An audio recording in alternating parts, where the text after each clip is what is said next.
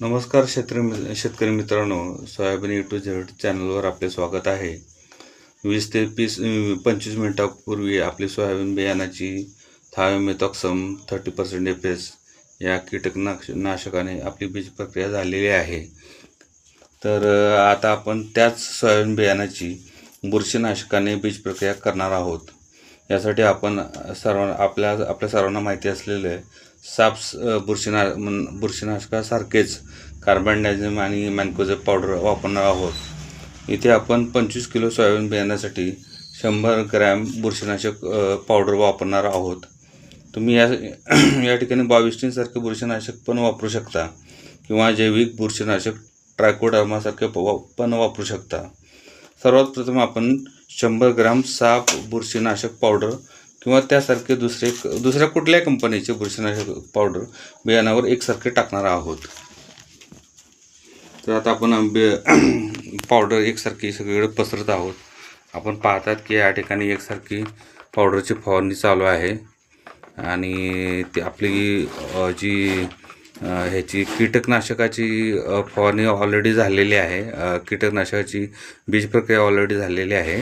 आता आपण करतोय ते बुरशीनाशकाची जे प्रक्रिया आहे, बीज प्रक्रिया, ती आपण आता करत आहोत.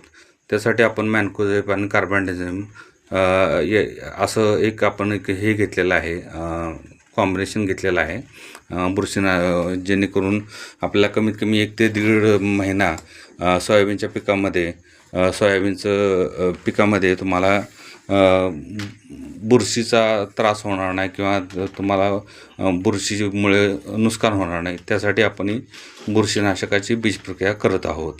तर आता जवळपास हे आता पावडर सगळं समान अंतरावर पसरून झालेले आहे. आता त्यानंतर आपण त्याच्यावर एक साधारणपणे 100 मिलीपर्यंत पाणी आहे ना, ते आपण स्प्रे पंपानं फवारणार आहोत. तर आपण ते पण आता सुरू करूया स्प्रे फवारायला. तर इथं बघा, आपण आता सुरुवात केली आहे. सगळीकडे आपण एकसारखं पाणी फवारत आहोत आणि बऱ्यापैकी आपण म्हणजे पाणी जे फवारणार आहोत ते जास्त पण असू नये, कमी पण असू नये. जास्त पाणी असल्यास बियाणे खराब होऊ शकते आणि कमी असल्यास ते तुमचं जे प्रक्रिया आहे ती प्रक्रिया पूर्ण होऊ शकणार नाही. तर त्यासाठी आपण काय करतो आहे की अतिशय मर्यादित पाण्यामध्ये आपण जी पावडर आहे ती आपल्या बियाणाला आपण लावून घेत आहे. तर इथं फवारण्याचं बियाणावर पाणी फवारण्याचं काम चालू आहे. जास्त पाणी फवारायचं नाही, साधारण ओलावा निर्माण व्हावा एवढंच पाणी आपण फवारायचं आहे. आणि त्यानंतर आपण तुम्ही या ठिकाणी 22 सारखं बुरशीनाशक वापरू शकता किंवा जैविक बुरशीनाशक ट्रायकोडर्मासारखं पण वापरू शकता. तर या ठिकाणी आता आपण काय करणार आहे की आता आपले हे पण फवारून बुरशीनाशक पण पावडर टाकून झालेले आहे, पाणी पण हे झालेलं आहे, टाकून झालेलं आहे. आता आपण हे घुसळून घेऊया बियाणं.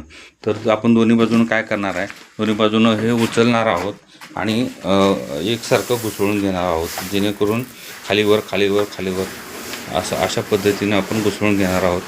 आपण प्रक्रिया ही सगळी सावलीतच करत आहोत, कारण बाहेर पाऊस आहे, त्यामुळे ही सगळी प्रक्रिया आपण सावलीतच करत आहोत. आणि पावसात ही जर प्रक्रिया केली असती तर बियाणे वाळवण्यास आपल्याला खूप वेळ लागला असता. म्हणून आपण ही प्रक्रिया आपण इनडोअर म्हणजे आपल्या ह्याच्यामध्ये घरातच करून घेत आहे. आणि आता हे बऱ्यापैकी आता अजून थोडंसं मला वाटतं उभं आडवं पुढे मागं करावं, म्हणजे थोडंसं मिक्सिंग चांगलं होईल.